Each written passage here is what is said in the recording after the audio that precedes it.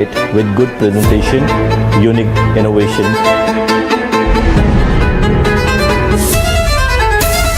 You need to explore, you need to experiment.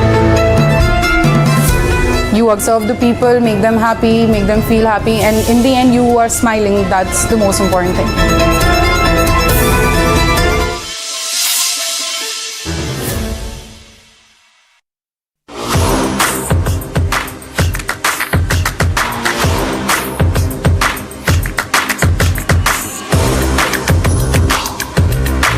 This is India's #1 news network, and you're watching News9, English news as it should be.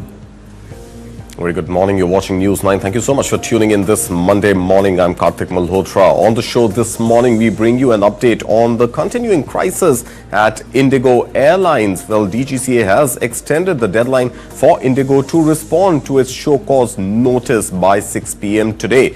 Well, of course, we saw fewer cancellations on Sunday. But is this a signal of some stability at the cancellations on the airlines? Well, that's the big story we're tracking for you this morning. Also, December hasn't been all that great as far as foreign investors and their sentiments go. They've continued to be net sellers in the equity game. Now, the big question really happens to be, how's the market poised for this week? And is there going to be a recovery in foreign portfolio investors after the Reserve Bank of India cut 25 basis points in repo rate on Friday? Kranti Batini will be here to tell us all about that. You are watching this edition of Morning Brief at 9.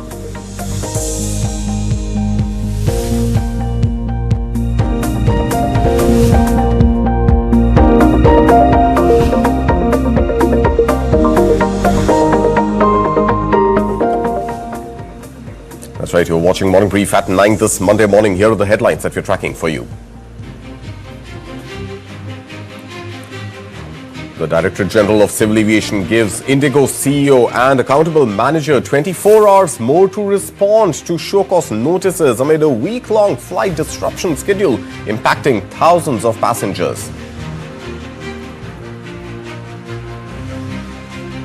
Meanwhile, IndiGo cancels over 650 flights on Sunday. 610 crore rupees of refunds have been processed. IndiGo says full normalisation expected by Wednesday, December 10th amid DGCA scrutiny and crisis management measures. In other news, EU delegation to meet Commerce and Industry Minister Piyush Goyal today as India-EU FTA talks enter crucial phase with both sides targeting a year-end conclusion.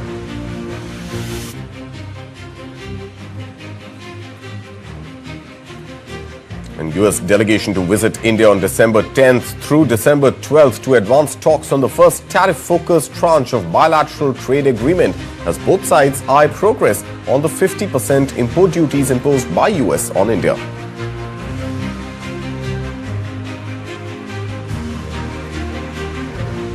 Foreign portfolio investors withdraw over 11,800 crore rupees in the first week of December amid rupee weakness, with total 2025 outflows now hitting more than 1.5 lakh crore rupees. Ola Electric begins mass deliveries of the 4680 Bharat Cell powered S1 Pro Plus scooters, marking India's first fully in-house EV battery and cell production with 320 kilometers range and upgraded performance features. Meesho to finalize IPO share allotment today after a massive 82 times subscription during its IPO. Meanwhile, another now-listed company, Wakefield Innovations, launches its 1,289 crore rupee IPO on the street from today with a price band between 185 to 195 rupees per share. And in global stories, Japan accuses Chinese jets of locking radar onto its aircraft near Okinawa, launches formal protest as Prime Minister Takehashi calls incident extremely regrettable. Beijing rejects claim, says Japan disrupted drills amid rising tensions over Taiwan and growing regional concern from Australia.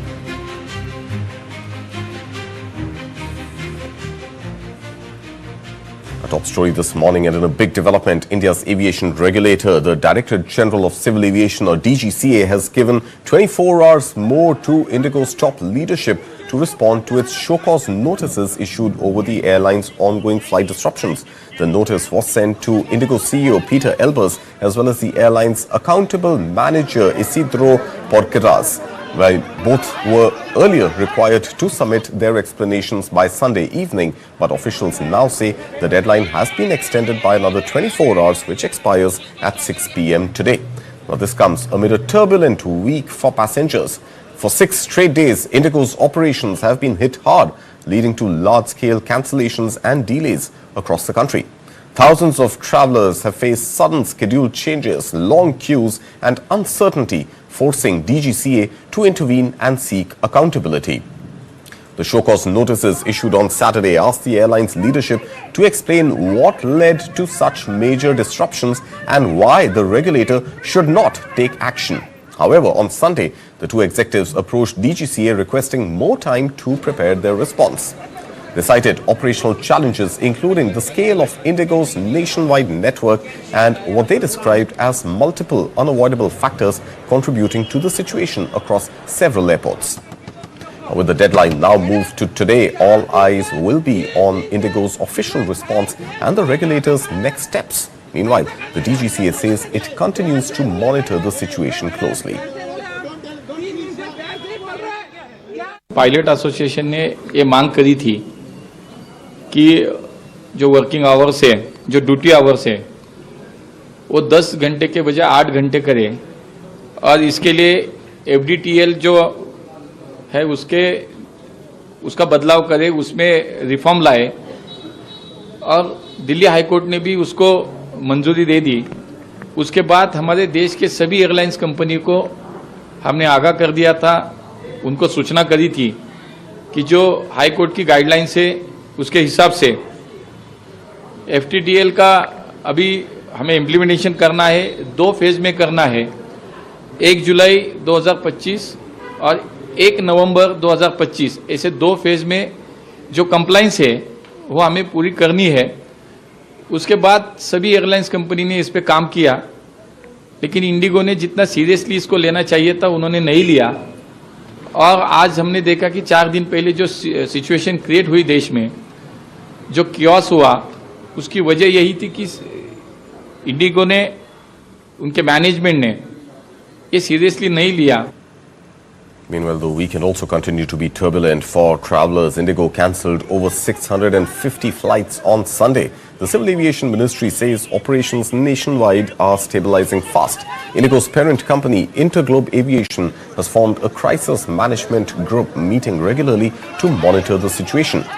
IndiGo CEO Peter Elbers assured staff in a video message that the airline is step-by-step getting back and hopes to achieve 75% on-time performance compared to just 20% on Saturday.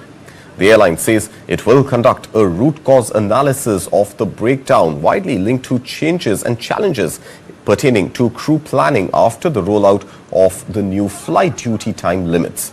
IndiGo maintains it has enough pilots, though officials admit they lack a buffer compared to other airlines.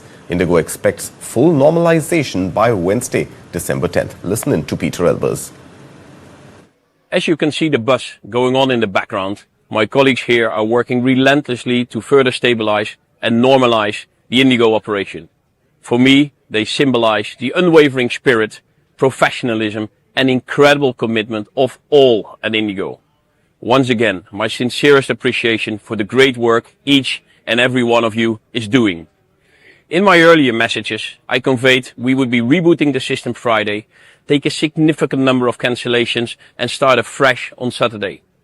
That has worked well by operating some 1,500 flights yesterday as compared to only 700-ish on Friday.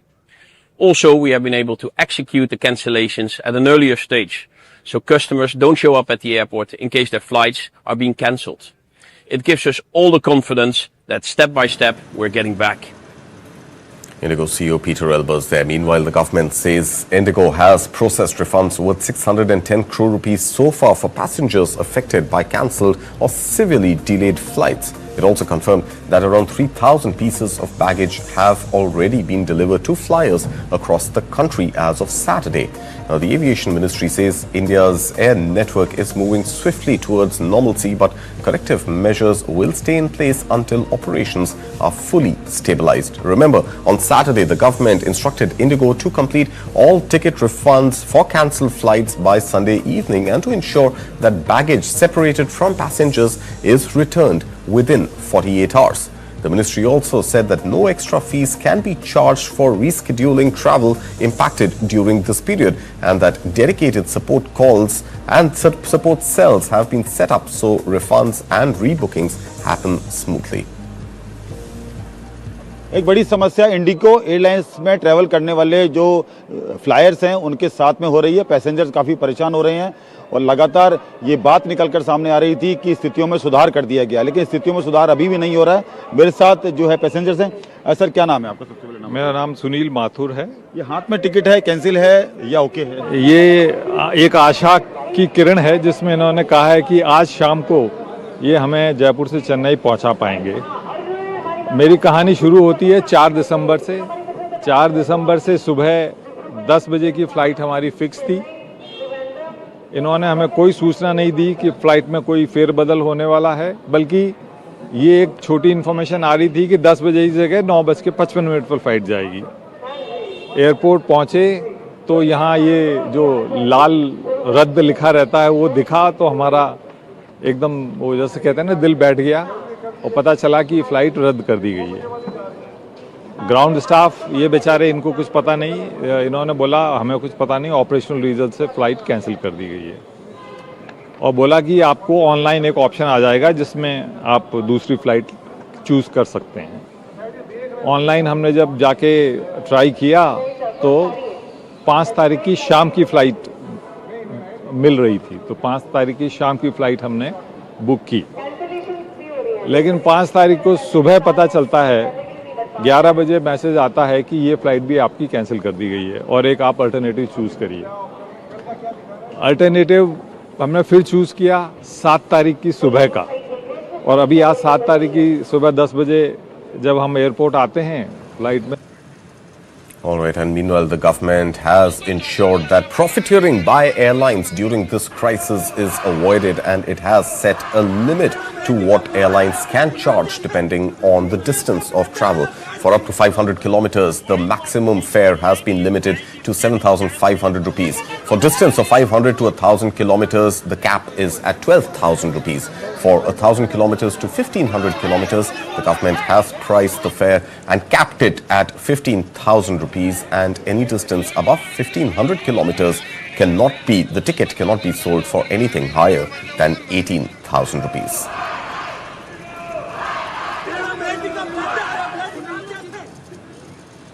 And moving on to other news, now a high-level European Union delegation will meet Commerce and Industry Minister Piyush Goyal today to review progress on the much-awaited India-EU Free Trade Agreement.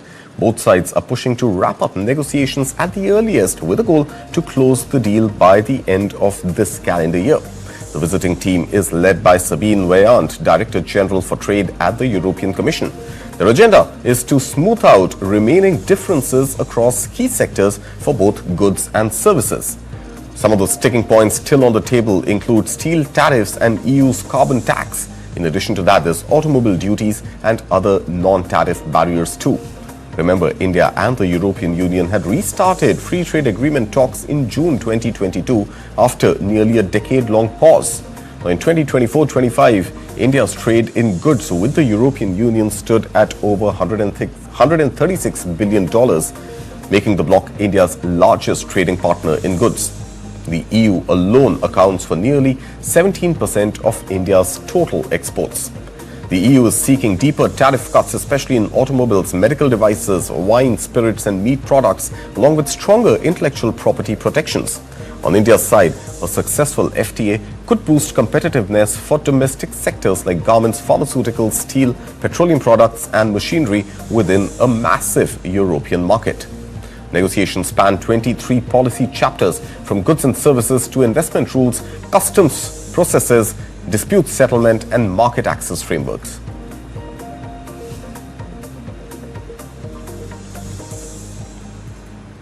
And from Europe, let's pivot to US. A fresh round of trade engagement is set to take place between India and the United States this week. A team of US negotiators will be in New Delhi from December 10th to 12th to push forward discussions on the first tranche of the proposed bilateral trade agreement, specifically focusing on tariff-related issues. While this won't be an official round of negotiations, the last formal one was held in October in Washington. Both sides are now hoping to make meaningful progress. According to reports, the US delegation will be led by Deputy US Trade Representative Rick Switzer, while Joint Secretary Darpan Jain will represent India. At the heart of the discussion is the steep tariff structure currently in place. The US had imposed a total of 50% tariffs on imports from India, half of that reciprocal, and the other 25% is a penalty linked to India's purchase of Russian oil. Indian officials say movement on tariff reduction is crucial to unlock the first segment of the trade pact. Remember, last month, Commerce Secretary Rajesh Agarwal expressed optimism that the initial tranche could be wrapped up soon. Commerce and Industry Minister Piyush Goyal has also indicated confidence, saying India seeks a deal that is fair, equitable and balanced. Meanwhile, reports indicate that India has already submitted a revised document to the United States outlining what it sees as its final set of concessions on wider issues like market access and sectoral benefits. With negotiators having done the groundwork, officials suggest the next breakthroughs may depend on political level decision making between both India and the United States. And moving to some news around the markets now. Foreign investors are once again pulling money out of Indian markets. In just the first week of the month of December, foreign portfolio investors withdrew more than 11,800 crore rupees. That's roughly $1.3 billion from Indian equities. And according to analysts, the main trigger this time is the sharp depreciation of the Indian rupee. Now, this comes after a near outflow of 3,765 crore rupees in the month of November, adding to the pressure on Indian equities. The pullback breaks what was just a brief pause in October when FPIs had briefly turned buyers after 3 consecutive months of heavy selling. Nearly 76,000 crore rupees exited between July and September alone. With the latest withdrawal, foreign outflows for this calendar year 2025 have now touched 1.55 lakh crore rupees. Experts point to currency concerns as the key driver. The rupee has weakened nearly 5% this calendar year, and historically, FPIs tend to cut equity exposure when the currency slides. There's also an element of year-end portfolio rebalancing, a December trend seen globally as funds close their books ahead of the holiday season. On top of that, delays in conducting the India-US trade deal have added to the uncertainty for foreign investors. But despite the foreign exiters, markets have stayed relatively stable due to a strong domestic buying. Domestic institutional investors, the mutual funds, have pumped in 19,783 crore rupees in the same period, more than offsetting the FPI sell-off. Optimism has been supported by strong Q2 GDP numbers, plus the expectations of better corporate earnings, and sentiment got a further boost after the RBI cut interest rates by 25 basis points on Friday. Interestingly, on that very day, FPI flows briefly turned positive at 642 crore rupees despite nearly 13,000 crore rupee of sell-off earlier in the month of December. Meanwhile, in the debt market, FPIs remained mixed, investing 250 crore rupees under the general category while pulling out 69 crore rupees under the voluntary retention route. And a major milestone for Ola Electric has been unlocked as it has begun the mass deliveries of its 4,680 Bharat Cell powered scooters. Now, the company announced on Sunday that units are now reaching customers across the country, marking a major step in India's push towards locally built electric vehicle technology. Now, this Bharat Cell powered S1 Pro Plus is the first model to roll out with Ola's indigenously manufactured 4680 Bharat Cell battery pack, which promises higher range, improved performance and better safety. A company spokesperson called it a proud moment not only for Ola but for India's journey towards becoming a global EV hub.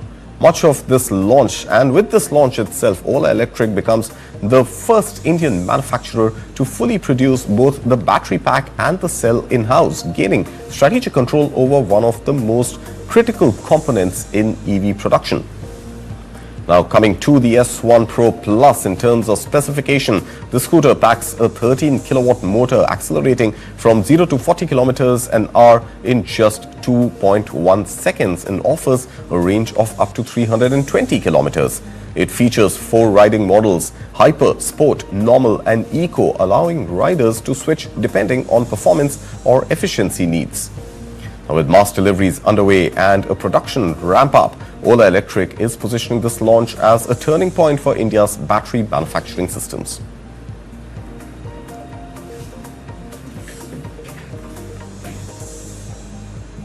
Well, time for a very short break now, but coming up on the other side, the much-awaited Meesho IPO, the allocation of shares begins today, and also we discussed FPIs telling net sellers, is this going to reverse with RBI cutting rates by 25 basis points on Friday? Well, Kranti Batini is going to be here with all those answers and more. You're watching One Brief at 9.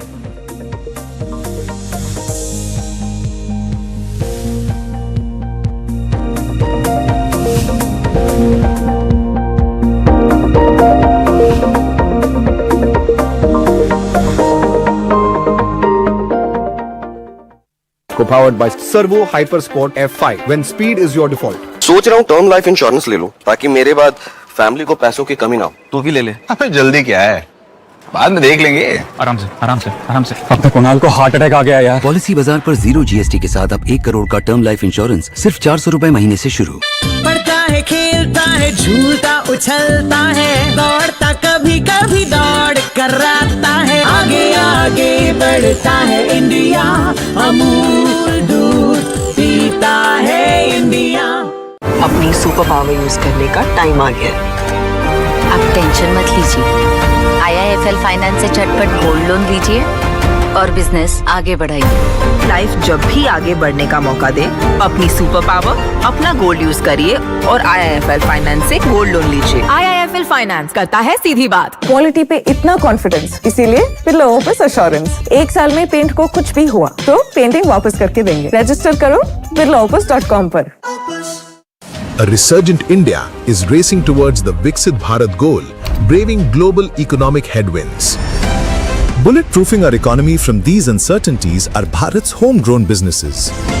Powered by tech-led innovation, Indian entrepreneurs are truly scaling up, riding the next wave of disruption with AI and cloud to break into the big global league. TV9 Network in association with SAP presents Visionaries of Viksit Bharat, a series celebrating inspirational business leaders shaping tomorrow. Watch them take an iconic leap at Visionaries of Viksit Bharat conclaves. Exclusively on News9.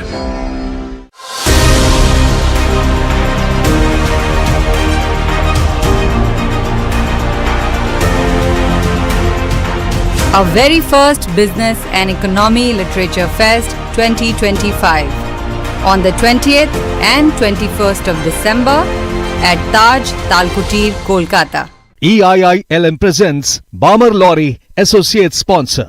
Mukhara Chowk, Associate Sponsor. Alliance Broadband, Associate Sponsor. Speed, it's relative. The more you speed up, the more the world slows down. And when you are fast enough, everything becomes still. That's when you see the world as it truly is. Servo Hypersport F5, when speed is your default.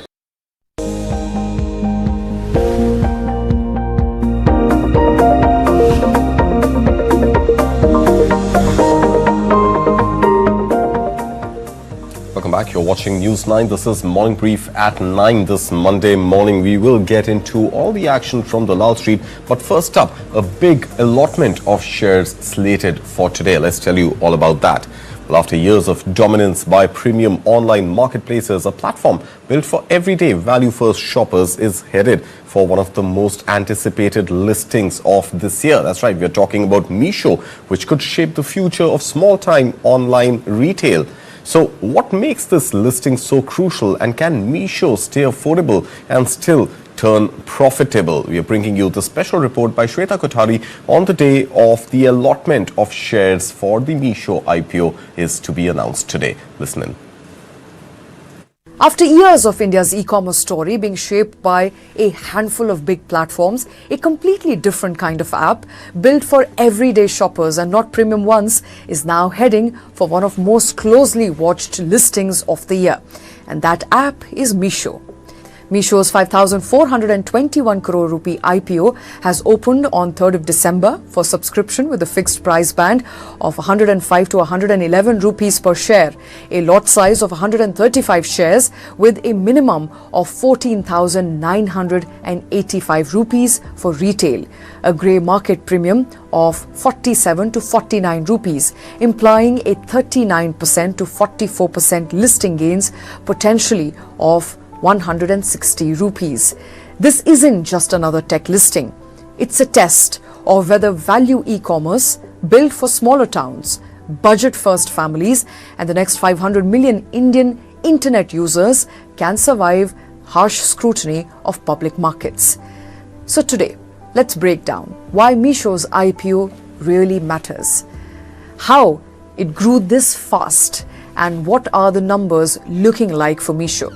And the big question investors are now asking, can Meesho stay affordable and still make money? Meesho is a horizontal, asset-light marketplace connecting small manufacturers, regional sellers and home-based entrepreneurs to buyers, especially in Tier 2 cities and Tier 3 markets that have historically been underserved by mainstream e-commerce platforms. Crucially, unlike traditional e-commerce, Meesho does not buy or store inventory. It's a marketplace engine. Sellers list items, the platform aggregates demand, and Meesho earns from logistics, ads, and seller services. In logistics arm, Valmo, along with partner delivery networks, is rapidly expanding its reach, including hard-to-serve and remote PIN codes that traditionally platforms often skip. Remember, Meesho was founded in 2015 by IIT Delhi alumni Vidit Atre and Sanjeev Barnwal, now CEO and CTO. Backed by Prosus, SoftBank and Peak 15 and others, Meesho is shifting from VC-funded hypergrowth to public market discipline. Anchors like BlackRock, Fidelity, Goldman Sachs and SBI mutual funds subscribed about 32 times the quota, raising 2,440 crore rupees. In fact, Vidit Atre explains that Meesho's mission as an app designed so that anyone in India can start and grow a social store on WhatsApp, Facebook or Instagram. And today, Meesho has close to 500,000 monthly active social store owners earning income each month, connecting over 5 lakh transacting sellers with 199 million annual users. In a country where millions are just beginning to shop online, affordability is everything. Atre says that Meesho is laser focused on value, not the convenience race of quick commerce. For emerging India, price matters more than speed, and that's what gives Meesho its edge beyond metros. So what gave Meesho its breakdown moment? It's the way it positioned itself, not premium, not branded, not metro focused, but value first, volume driven and small town e-commerce platform. And let's break down how Meesho tapped into an audience ignored by premium e-commerce. India's next wave of shoppers aren't looking for big brands or flashy sales. They're looking for everyday essentials at the lowest possible price. These are families buying household items, clothing, kitchen tools, budget products where every rupee matters. And Meesho's bet is simple. Millions of Indians want affordable essentials, not the next day luxury, and that's the audience driving Meesho's explosive growth. Over the last few years, Meesho has expanded from a social selling platform into one of India's largest horizontal marketplaces with staggering order volumes and a fast improving financial profile. Here's where the rise really shows. In financial year 25, Meesho processed 1.8 billion orders that hit 29,988 crore rupees net merchandise value. 9,390 crore rupees operating revenue, up 20% year-on-year, and positive free cash flow of 351 crore rupees and improving contribution margins at 4.95% despite net losses from one-time items. If it succeeds, Meesho becomes India's first at-scale horizontal marketplace to list domestically. But what will Meesho actually do with all this IPO money? Let's understand. Meesho plans to channel its IPO proceeds into strengthening the backbone of its business. Investments in AI, data systems to personalize recommendation and detect fraud. Expansion of cloud and back-end infrastructure to support rising order volumes. A major boost for Valmo and logistics capabilities. Marketing push into new geographies. And potential acquisitions to deepen its presence across value categories. Meesho's impact isn't just economic, it's social. It brought millions of home entrepreneurs, women resellers and micro businesses online. It opened digital doors for regional manufacturers. And it reactivated India's small town demand engine, a market long overlooked by premium platforms. But like any major disruptor, Meesho faces real challenges. High cash-on-delivery returns continue to squeeze margins. Low average order values mean that the company must rely on extreme operational efficiency. Reverse logistics remain expensive. Delivery consistency in far-flung areas is still a work in progress, and investors want a clear, time-bound path to profitability as Meesho enters public markets. On paper, Meesho looks like a powerful force in India's value economy with affordable products, massive small town adoption and seller base built from home entrepreneurs to small manufacturers. But now comes the question only markets can answer. Can Meesho keep prices low, scale logistics and reduce returns and still deliver profits?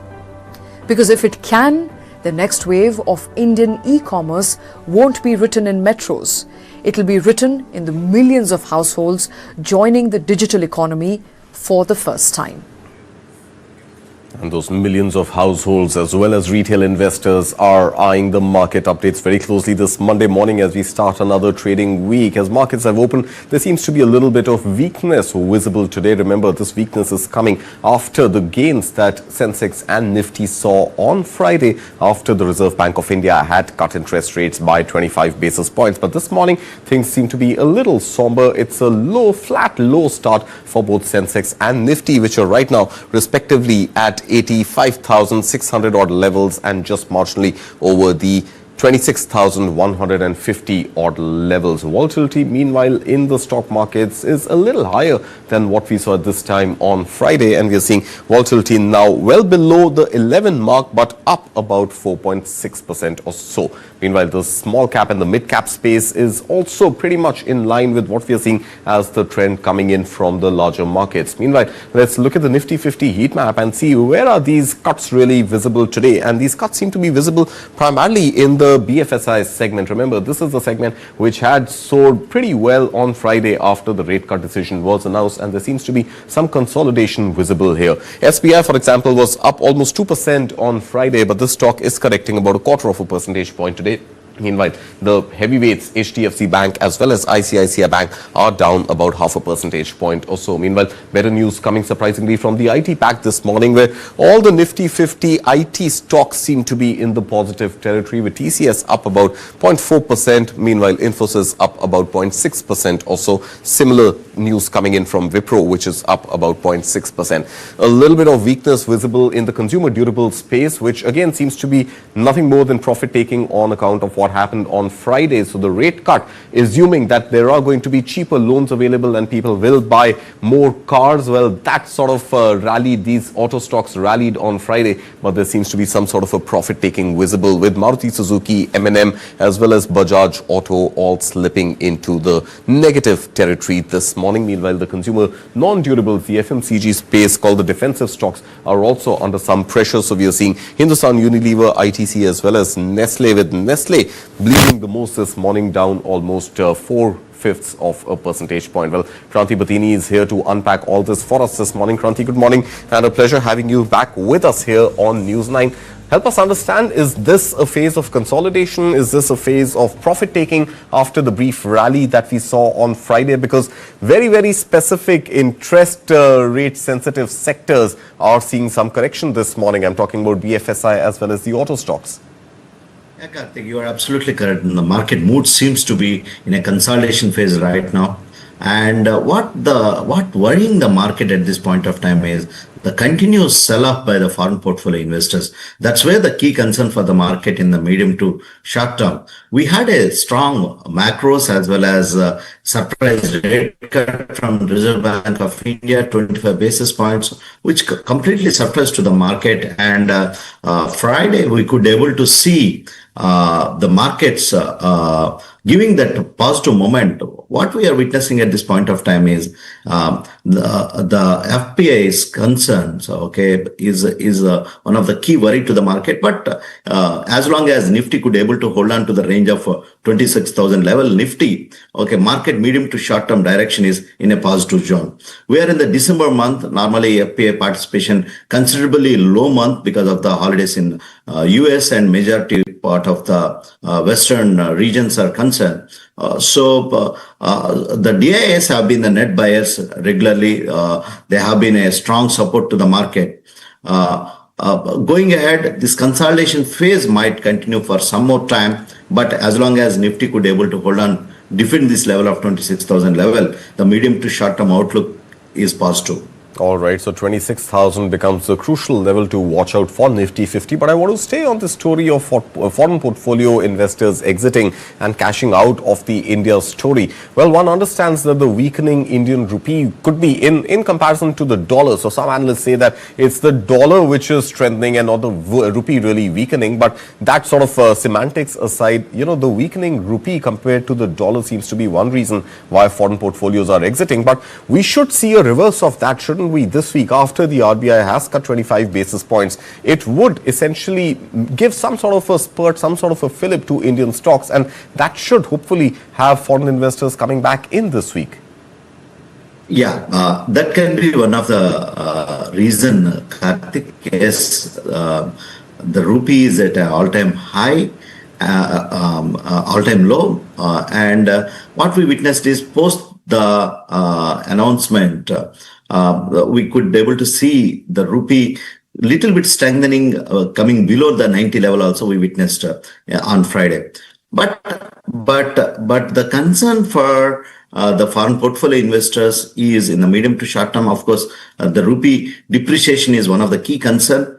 There can be a reversal also, which can be possible in the coming weeks. But the most anticipated, the trade deal has been taking time because market never likes uncertainty, and the foreign portfolio investors definitely they don't like uncertainty.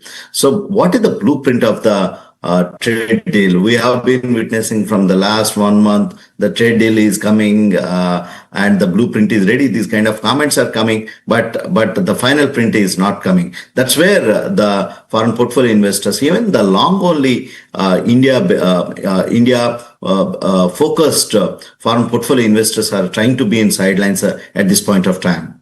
All right. So that trade deal, well, the all-elusive trade deal, we really don't know whether it's going to happen in this calendar year or not. It seems a little unlikely with just about, 20, 21 days left for the calendar year to end. But there are some hopes pinned to the trade deal coming by end of this financial year at least, especially with another round of talks scheduled to happen between US and India here in New Delhi from Wednesday to Friday. But on the trade deal specifically, the fact that US has continued to slap that 50% tariff on India despite India, which claims it has stopped purchasing Russian oil. So that 25% of the tariff out of that 50% should clearly get wiped out. Now, if that were to happen and tariffs were to stay at 25%, and let's assume for a moment that the trade deal finds its own speed bumps and does not go through as expected, and if the 25% tariff stays, then how's the reaction of foreign portfolio investors going to change? Because 50% coming down to 25% in itself is halving of the tariffs.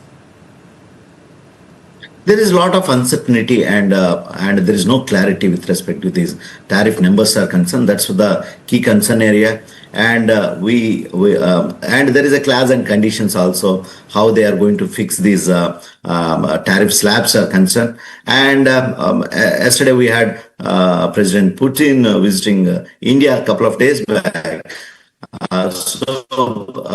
And one of the key concern for US also how the US and Russian trades are going to their concern. So all these are all playing a black spot at this point of time. That's the key concern for foreign portfolio investors at this point of time. Karthik. We will of course have to wait for the final contours to come in, but those sitting, let's say, with a little bit of cash at the start of the month, remember it's still just the 8th of December. Looking at the Nifty 50 heat map right now, a lot of correction in a lot of sectors. Which are some of those sectors or some of those stocks that you would advise them to buy on dips right now? Karthik, there are two ways. Okay, the Nifty is at an all-time high, and we are about to cross the range of all-time high level. Look at the mid and small cap space. Okay, the majority of the stocks are in a consolidation phase, and they witnessed a strong correction. And a majority of the stocks are nearing to 52-week lows also. So, if the investor risk appetite is high, there can be a good value we are sensing in the recent past in the mid and small cap space. It's very stock specific. Defense also looks very attractive. Defense is the sector, one of the sector it is outperformed, and consumer and also the infra the performer 12 months pay time. So infra also looks very attractive, and banking and financial services looks very attractive to me on a medium to longer term basis.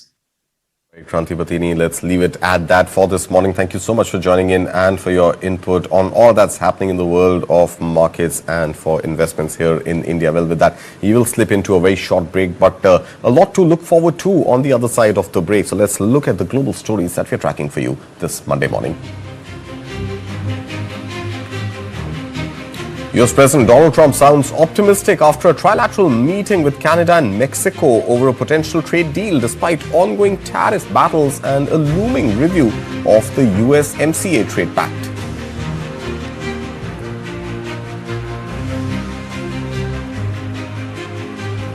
Trump voices frustration as Ukrainian President Volodymyr Zelensky hesitates to embrace Washington's latest Ukraine peace proposal while Russia demands sweeping changes.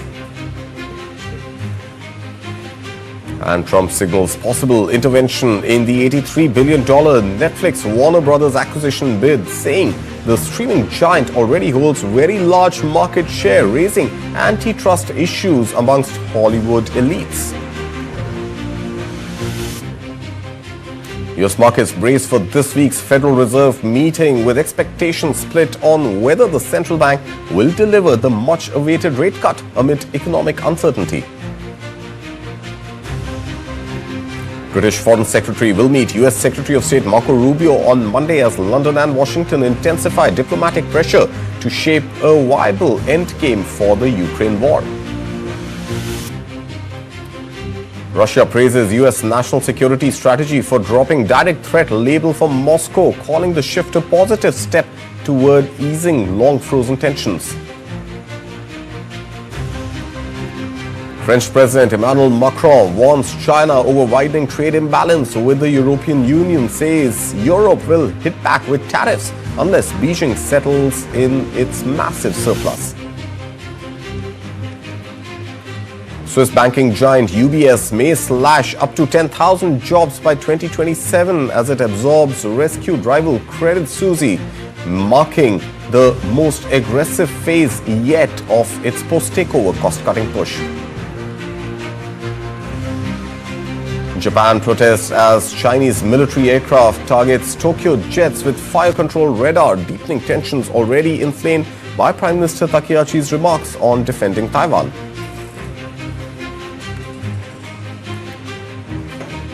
These stories on the other side of the break. You're watching News9.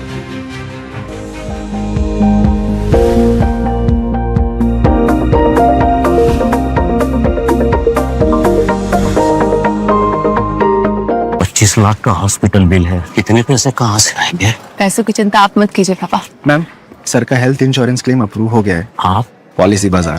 Policy बाजार पर 0 GST के साथ अब 1 करोड़ का health insurance सिर्फ 550 रुपए महीने से शुरू। पढ़ता है, खेलता है, झूलता उछलता है, दौड़ता कभी कभी दौड़ कराता है, आगे आगे बढ़ता है इंडिया, अमूल दूध पीता है India. Our honorary speaker, Gurcharan Das, who steered Procter & Gamble as CEO for decades. As the author of India Unbound, amongst others, Gurcharan Das set unprecedented paradigms in corporate history. East India's first business and economy literature fest 2025. December 20th and 21st, Taj Talkutir, Kolkata. EIILM presents Bomber Lorry, Associate Sponsor. Mukhara Chowk, Associate Sponsor. Alliance Broadband, Associate Sponsor. Red Fort explosion. Let's get you all the updates. Following the blast, there is of course a South Indian connection of Dr. Shaheen Shahid. Because this is news of national import that search operations are underway across the entire Al Falah University campus. The blast killed 12 people. Prices, however, of Nandini ghee have been hiked. KMF has defended. Nandini is the brand. I've been getting a lot of queries on my phone. What's for the people of Karnataka? Okay, you can play tennis as much as you want to, but I'm the umpire and I will say please. There is an eyeball to eyeball confrontation. Where is this going? What is the way out? The farmers, they can actually shake a nation. Both of you down, because I can also shout Prashant ji.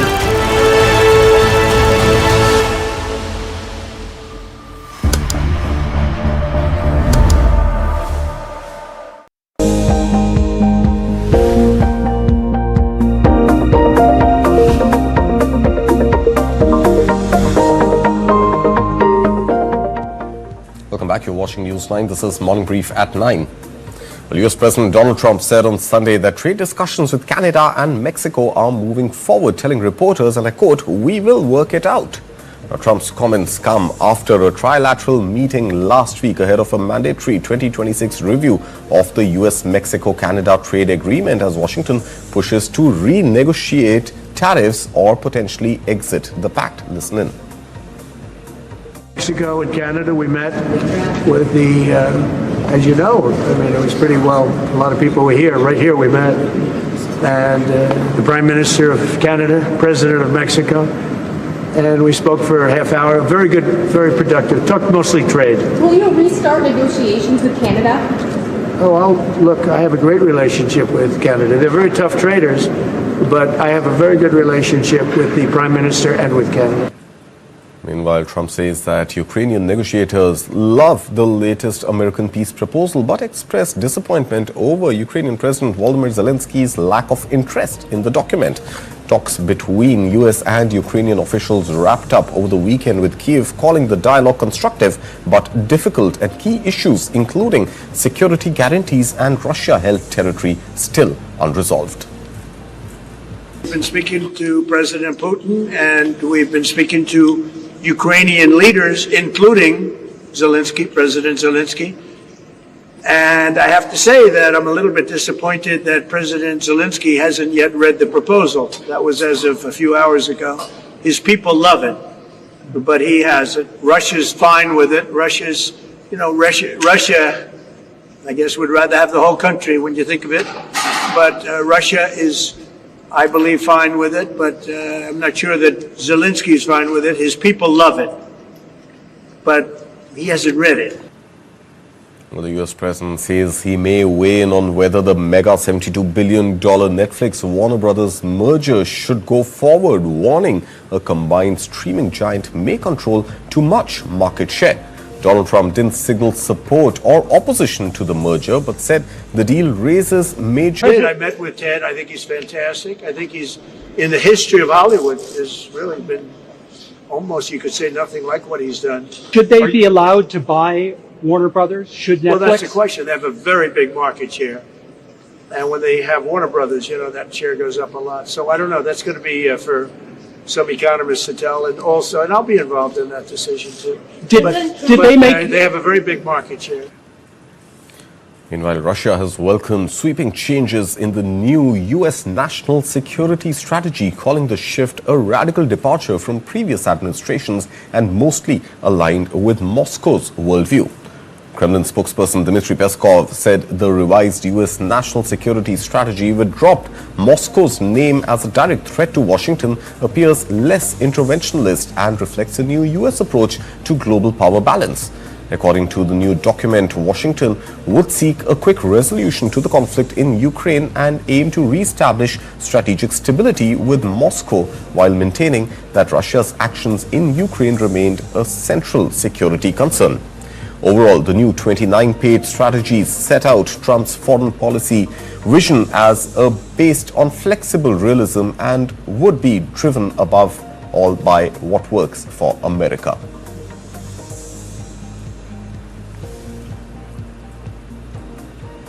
And on Wall Street, U.S. stocks wrapped the trading week slightly higher on Friday. A flurry of fresh economic data kept expectations elevated for a Federal Reserve rate cut this week, helping support sentiment across equities.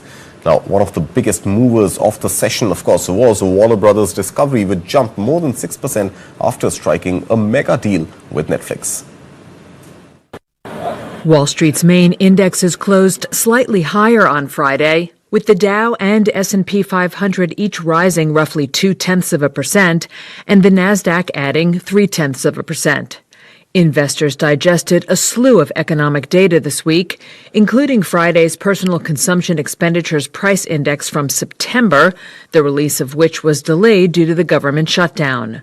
The report put the annual inflation rate at 2.8%, still above the Federal Reserve's 2% target. While traders are betting the central bank will cut rates at its policy meeting next week, several Fed governors may dissent due to concerns about persistent inflation. But Eric Ditton, president and managing director of the Wealth Alliance, points to other data that he believes should lead the Fed to lower rates. The leading economic index versus the coincident, that's the future versus now. It's a ratio that some people look at, is actually one of the weakest we have seen going back to the 80s. Talking about 3 other times that we've seen a weak number. So that means we're strong today, not strong looking forward. And that can be pre-recessionary. So if I were on the Fed and you're asking me what I would do, I would probably cut rates this month as just a preventative measure. Stocks on the move Friday included Warner Brothers Discovery, which climbed more than 6% after Netflix agreed to buy its TV, film studios, and streaming division for $72 billion, ending a weeks-long bidding war. Netflix shares closed nearly 3% lower, while shares of Paramount Skydance, one of the other bidders for Warner Brothers, tumbled almost 10%. And shares of Ulta Beauty surged more than 12.5% after the beauty retailer raised its annual sales and profit forecasts. So, well, from a highly anticipated Federal Reserve meeting in Washington to a fresh look at China's growth outlook, global markets are bracing for a major week of policy signals and macro movement. We leave you with a roundup of stories to watch out for in business and finance this week. From a highly anticipated Fed meeting to China's economic agenda, these are the stories to watch in business and finance in the coming week. The long-awaited December Federal Reserve meeting is almost here, with many wondering if the U.S. Central Bank will cut interest rates for a third time. The two-day meeting, which concludes on Wednesday, is expected to be one of its most contentious in years. Investors are focused on how divided policymakers are over an expected rate cut, and what Chair Jerome Powell signals about the path ahead. Complicating the Fed's deliberations is a backlog of economic data. The longest government shutdown in U.S. history delayed the November employment report until December 16th, after policymakers meet. The clock is ticking for Beijing to deliver more stimulus to shore up its economy. China's struggle with a years-long prosperity slump and anemic domestic demand shows little sign of recovery, even as the year's end draws closer. Trade data due Monday and inflation figures on Wednesday could paint a similarly downbeat picture. That's keeping investors focused on the economic agenda for the year ahead, to be unveiled later this month. The Swiss National Bank will almost certainly keep rates at zero when it meets on Thursday. They are expected to stay stuck there in 2026, even though inflation has slipped towards the lower end of the SNB's range. Officials expect inflation to rise, but also say they would tolerate a temporary blip below 0%. US tariffs aren't helping, but one of the biggest headaches is the franc. It appreciated nearly 12% against the dollar, but barely moved against the euro in 2025. Though it has market, accounting for around half of total exports, this strength is hurting everyone from watchmakers to wealth managers.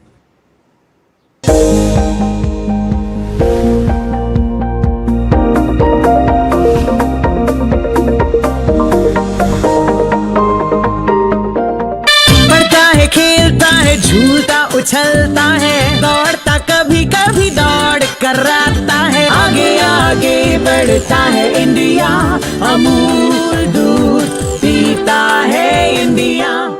Why is West trying to fuel anti-Russia sentiment before Putin's visit? Why is India important in this narrative war? Which are the red lines for the Russia that the West has crossed? And what is the Indian role here? One of the biggest bilateral agendas of the President Vladimir Putin's state visit to India. Fighters are on the agenda, sources are saying. It is about 17 Mach of the terminal velocity. No one can shut it down. Local production at HAL's Nashik facility that begins on December 4th is greater defense cooperation. Is it correct to say that the S-500 are a completely different ballgame? The Su-57 represents Russia's leap into fifth generation technology. They always give us the contemporary technology. Do you think that Zelensky really underestimated the Russian resolve? That Trump is not deeply invested in NATO? Do you think that if there's a peace deal, if something happens, if there's a breakthrough, what will be the future of NATO? Russians are always available to us in the context of the transfer